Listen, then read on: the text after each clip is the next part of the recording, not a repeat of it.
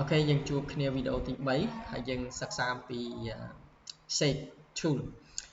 នៅក្នុង program XD របស់យើងនេះមាន shape tool ចំនួន 4 គឺមួយ rectangle ហើយ ellipse triangle ហើយនិង line អូខេអញ្ចឹងយើងយកវាមកប្រើធម្មតា click មកលើវាអូខេហើយឬយើងអាចប្រើ shortcut ក៏បានអក្សរ O អូខេselect របស់យើងនេះគឺអក្សរ V ហើយ rectangle អក្សរ O យើងអាច click ហើយទាញវាតែនេះបានអូខេយើងអត់តាន់និយាយអំពីហ្នឹងប៉ុន្តែយើងនិយាយអំពី ellipse អក្សរ E ellipse យើងអាចទាញវាបានចុច Alt ដើម្បីទាញវាចេញពីចំណុចកណ្ដាលហើយចុច Shift បន្ថែមដើម្បីឲ្យវារាងមូលវិញតែម្ដងអូខេប្រសិនបើយើងអត់ចុច Alt ទេយើងចុចតែ Shift យើងទាញមកពីចុចខាងឆ្វេងហើយទាញមកខាងស្ដាំគឺវាចេញពីជំហាននឹងមកអូខេបើចុចពីខាងស្ដាំហើយទាញមកខាងឆ្វេងគឺវាចេញពីចំណុចខាងឆ្វេងមកខាងស្ដាំមកដូចគ្នាអញ្ចឹងដើម្បីចេញពីចំណុចកណ្ដាលគឺចុច Alt ឲ្យជាប់ហើយដើម្បីមូលចុច Shift ឲ្យជាប់អូខេណាហើយអូខេបន្តមកយើងទៅជាមួយនឹង triangle អូខេយើងហៅថា polygon មួយនេះ click មកមាន triangle អាច click មកបែបនេះអូខេយើង select វាចោលខ្លះដើម្បីបង្ហាញយើងសិន triangle click មក triangle line អូខេយើង click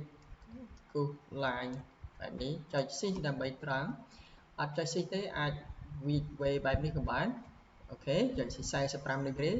45 degree 90 degree អូខេ180និង270ហើយនឹង0 degree អញ្ចឹងយើងអាចគូសតាមមួយណាក៏បានអូខេជាអក្សរ V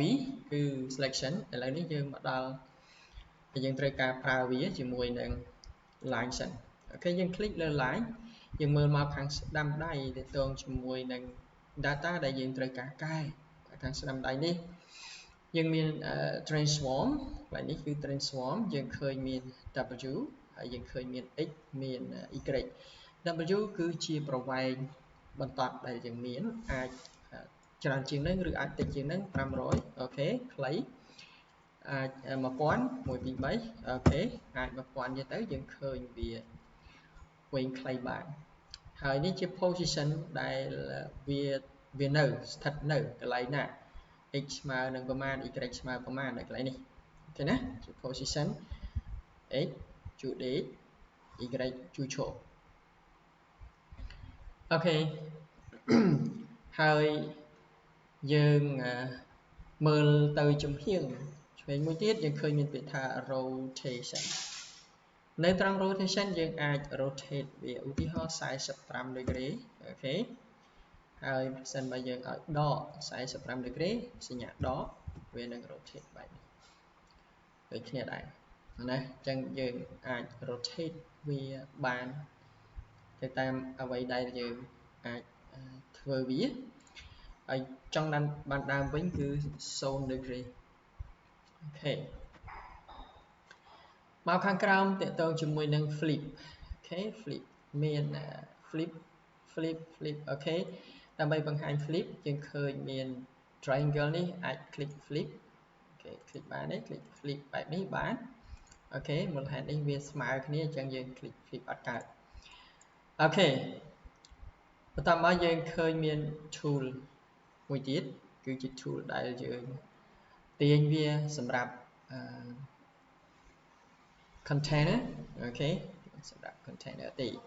អញ្ចឹងយើងអាច click មកលើវាសម្រាប់ container ឆ្វេងស្ដាំហើយនឹងលើក្រោមហើយនេះ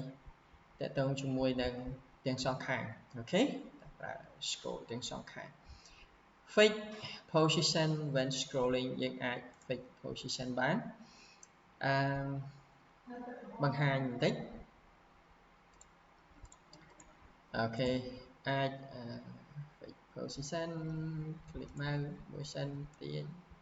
អូខេយើងមកកន្លែងនេះអូខេទាញវាបែបហ្នឹង position អាច fix position វាឃើញយើងទៅ fix position វាបានហើយយើងចង់ fix position ហើយយើងទាញម្ដងទៀតបានទេអត់ទេអូខេដល់ពេលដែលយើងធ្វើបែបនេះយើងអត់បាន fix position click មក select អូខេ fix ហើយយើង view សាកមើលបែបនេះយើង scroll បានអូខេយើង scroll វាបានវានៅខាងក្រោមអញ្ចឹងយើង scroll វាអូខេយើង scroll វាបានដូចគ្នាអញ្ចឹងយើង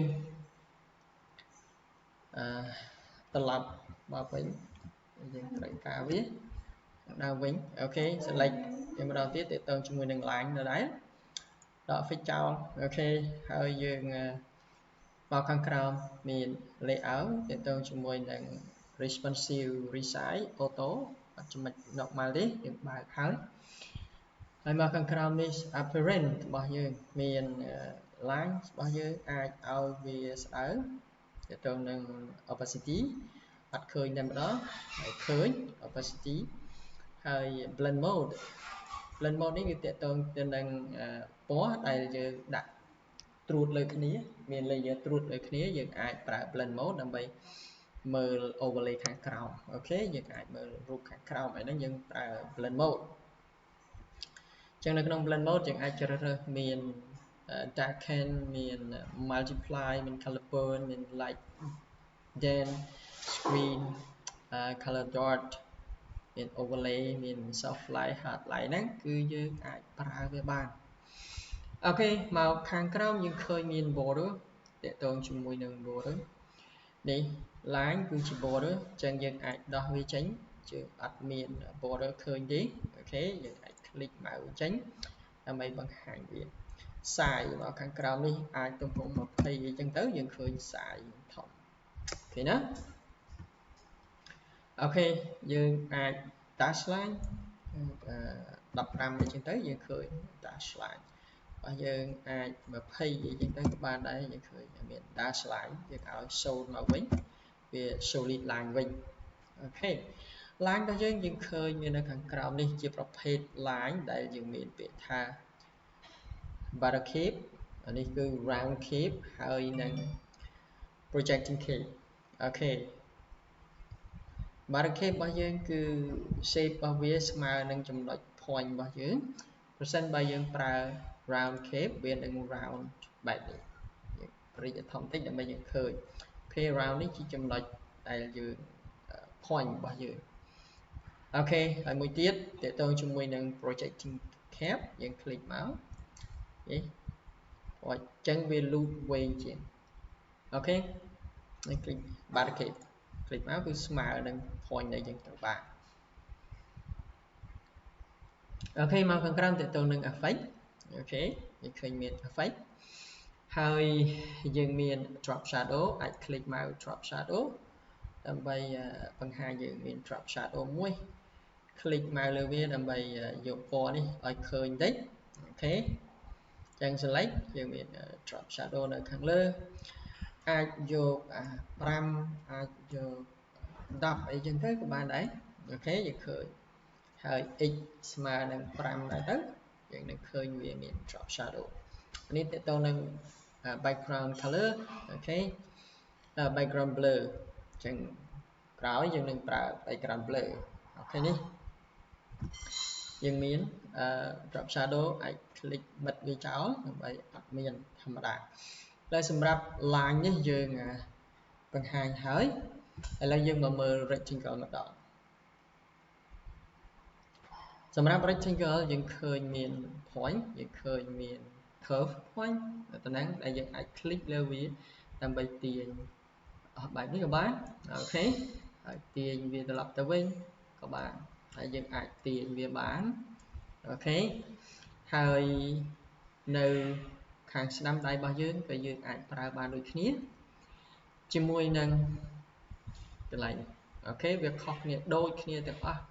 ខាងលើហ្នឹងប៉ុន្តែនៅកន្លែងនេះគឺខុសមួយអូខេប្រសិនបើយើងប្រើវា50យើងនឹងឃើញកោងបែបអញ្ចឹងកោងទាំង1ទាំង2ទាំង3ទាំង4វានឹងកោងអូខេហើយ dương aiប្រើ 120 អញ្ចឹងក៏បានដែរយើងឃើញកោងបាទនេះហើយចង់បានវាទៅវិញសូម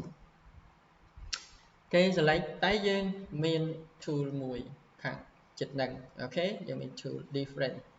registers អូខេយើងអាច click មកយក different registers របស់យើងអូខេនេះ top ខាងឆ្វេងហើយនេះ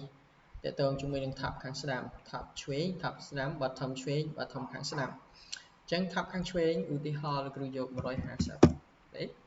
150ហើយ bottom ខាងស្ដាំមួយនេះ bottom ខាងស្ដាំ150ដែរយើង bottom ខាងស្ដាំមួយនេះអូខេ150ចឹងយើងនឹងឃើញរាងវាបែបនេះដែរយើងអាចធ្វើវាបែបហ្នឹងបានប៉ុន្តែបើសិនជាយើងចុចខាងមុខនេះគឺ same radius បានន័យថាទាំង4ជ្រុងហ្នឹងគឺមាន radius ស្មើគ្នាអូខេមកខាងក្រោមវាតកតងជាមួយនឹងអូខេខាងលើគឺដូចគ្នាទេដូចគ្នានឹង line ដែរអត់ខុសគ្នាទេមកខាងក្រោមគឺមានដូចគ្នាដែរខុសគ្នាទៅនេះមាន inner shadow និង drop shadow អូខេហើយមកកន្លែងនេះគឺខុសគ្នាដែរតកតងនឹង fill ហើយនឹងតកតងនឹង border ពីព្រោះត្រូវការមាន fill អញ្ចឹង click fill អាចកន្លែងណាក៏បាន fill អូខេហើយ fill របស់យើងអាច line fill អាចយក radial fill អូខេហើយនឹង angular fill មួយណាក៏បានដែលយើងអាចព្យាយាមប្រើវាអូខេ click មកយក Q ក៏បានបែបហ្នឹងនេះព្រោះហ្នឹងយើងប្រើបានដូចគ្នាងាកមកបន្តិចអូខេឬភ្លឺតិចកន្លែងនេះអាចប្រើបាន click មកខាងនេះ crash ជាងហ្នឹងតិចអូខេយើងអាចប្រើអញ្ចឹងយើងយក solid color មកវិញក៏បានហើយដល់ opacity ក៏បានអូខេយើងដល់ opacity eyedropper គឺជា tool ដែលយើងប្រើសម្រាប់ទៅទាញយកពណ៌ខៀវឧទាហរណ៍ពណ៌ខៀវនេះចឹង click មកយើងនឹងបានពណ៌ខៀវដែរអូខេចឹងយក solid វិញមកប្រើហើយ select វាដដែលយើងឃើញមាន border របស់យើង border អាច click ដល់ពណ៌ក៏បាន border ហើយ size របស់យើងអាចយក20អីចឹងទៅយើងឃើញ border ជុំវិញហ្នឹង20dash line យើងអាចប្រើ dash line បាន20 dash line បែបនេះអូខេហើយយើងថាអត់ទេសូមត្រឡប់មកវិញ dash line ហើយយើងមកមើលមកខាងក្រោមតកតងនឹងប្រភេទរបស់វាយើងមាន inner stroke គឺស្ថិតចូលទៅខាងក្នុង inner stroke ដែលយើងកំពុងតែប្រើនេះឯងហើយយើងមាន outer stroke អូខេ outer stroke ពេលយើង click outer stroke វានឹងចេញក្រៅបែបនេះអានេះ middle stroke អូខេ center stroke អូខេ center អញ្ចឹងជាទូទៅគឺយើងប្រើ inner stroke អូខេវាចូលមកក្នុងបែបនេះហើយតកតងជាមួយនឹង mirror join អូខេតកតងជាមួយនឹង round join ហើយនឹង bevel join យើងអាចប្រើវាបានអូខេចុងនេះអូខេ click មកយើងឃើញវា round បន្តិច click វាជ្រុង click មកចេះទៅវាកាត់ស្មើអូខេអញ្ចឹងប្រើជ្រុងមកស្រួលដែរហើយយើងមាន inner អូខេ inner shadow អូខេ inner shadow អាច click មកទាញវាយកក្រាស់បន្តិចដើម្បីយើងឃើញពណ៌សម្ដង inner shadow ហើយ inner shadow នេះអាច6អូខេ come on ហើយនេះ drop shadow អូខេ drop shadow អាចខ្មៅជាងហ្នឹងតិចបែបនេះអាច drop shadow បានអញ្ចឹងយើង select មាន inner shadow drop shadow អាស្រ័យលើយើងប្រើវាខ្មៅតែមិនចេះក៏បានដែរ drop inner អូខេអញ្ចឹងនេះតកតងជាមួយនឹង rectangle មួយទៀតគឺតកតងជាមួយនឹង triangle គឺវាខុសគ្នាបន្តិចតួចកន្លែងនេះគឺដូចគ្នាជាមួយនឹង rectangle ជាមួយនឹង line គឺដូចគ្នាអូខេមកខាងក្រោមគឺដូចគ្នាទាំងអស់ទេអូខេដូចគ្នាហើយ blend mode មានដូចគ្នាប៉ុន្តែនៅកន្លែងនេះវាខុសគឺមានលេខ3នេះកន្លែងនេះគឺមាន corner count មាន3មាន corner count 1 2 3 ហើយយើងថាគឺខ្ញុំចង់បាន6សរសេរលេខ6ហើយ enter មកយើងនៅបាន6នៅ count 8សរសេរលេខ8អូខេ select ហើយសរសេរលេខ8អូខេបែបនេះអញ្ចឹងយើងអាចបានហើយមកចំណោមខាងនេះមួយទៀតគឺ corner radius អាច corner radius 20អីចឹងក៏បានដែរដើម្បីយើងអាចមើល corner radius របស់យើងនេះកោង corner radius អូខេយើងកោងអញ្ចឹងហើយចំណុចមកមួយទៀតយើងឃើញមាន star ratio អូខេប្រសិនបើយើងដាក់វាត្រឹម 50% វានឹងឃើញ star ratio បែបនេះអូខេ 20% យើងនឹងបានចូលបែបហ្នឹង 10% ចូលទៀតអូខេហើយ 80% យើងនឹងឃើញបែបនេះអូខេអញ្ចឹងយើងយក 100% វិញបានបែបនេះណាអូខេយើងមាន fill ដូចគ្នាយើងមាន size ទំហំ size អីដូចគ្នាមកអញ្ចឹងទាំងអស់នេះគឺដូចគ្នាមានតែកន្លែងខុសកន្លែងហ្នឹងទេដែលវាខុសគ្នាណាអូខេ